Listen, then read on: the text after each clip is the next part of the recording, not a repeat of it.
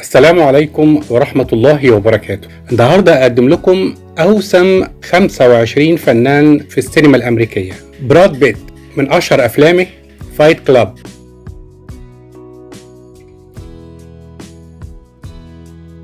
توم كروز من أشهر أفلامه ميشن امبوسيبل،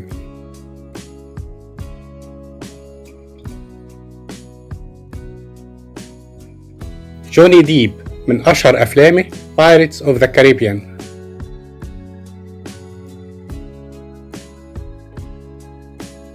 ريتشارد جير من أشهر أفلامه بريتي وومن،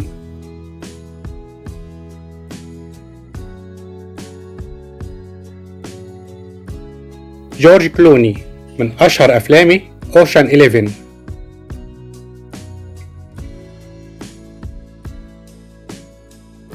باتريك سويزي من أشهر أفلامه ديرتي دانسينج،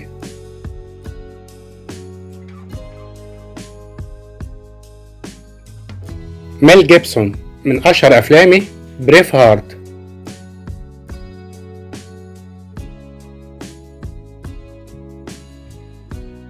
كيانو ريفز من أشهر أفلامه ذا ماتريكس،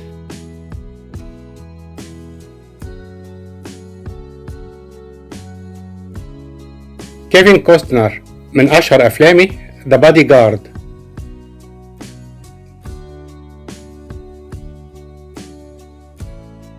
هاريسون فورد من أشهر أفلامه إنديانا جونز،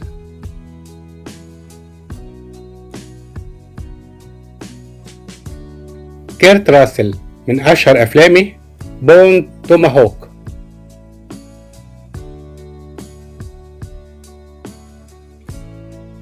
فال كيلمر من أشهر أفلامه توم ستون،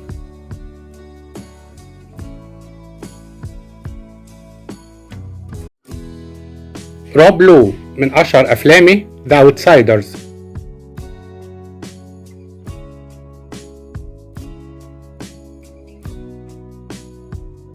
مات ديلون من أشهر أفلامه كراش،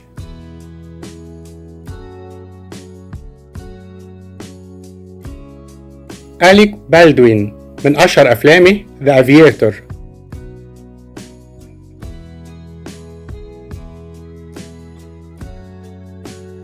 أنطونيو بانديراس من أشهر أفلامه The Mask of Zorro،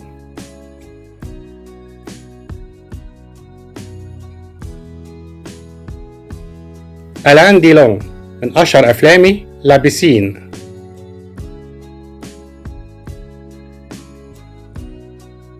أندي كاريغا أو أندي غارسيا من أشهر أفلامه The Godfather 3،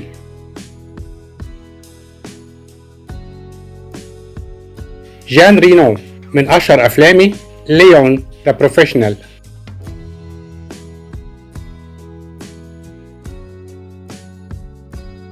جون ترافولتا من أشهر أفلامه Saturday Night Fever،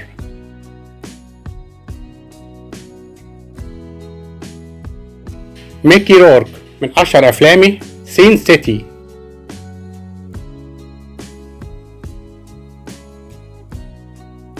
كريستوفر لامبرت من أشهر أفلامه هايلاندر،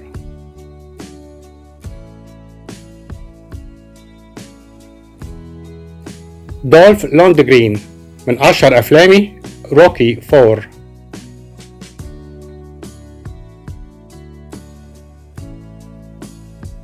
جان كلود فان دام من أشهر أفلامه دبل إمباكت،